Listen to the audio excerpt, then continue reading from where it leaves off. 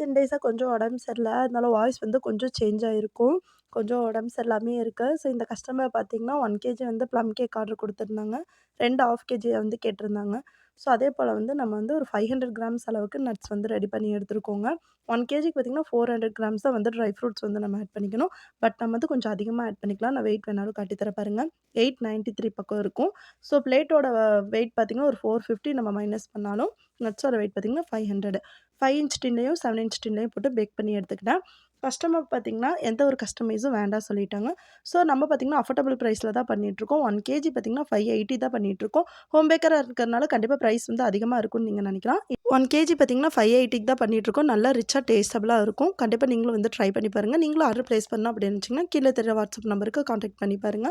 நீங்க உங்களுக்கு தகுந்த மாரி கஸ்டமைஸ் ஒர்க்கும் நீங்க பண்ணி கேட்டுக்கலாம். நாங்க அதேபோல வந்து பண்ணி குடுத்துருவோம். அது கூட பார்த்தீங்கன்னா, பட்டர்ஸ்காட்ச் கேக் வந்து 1 கேஜி ஆர்டர் இருந்தது. ஸோ இதையும் வந்து நான் ரெடி பண்ணி கஸ்டமருக்கு டெலிவரி பண்ணிட்டேன். நெக்ஸ்ட் வீடியோல பார்க்கலாம். பாய்.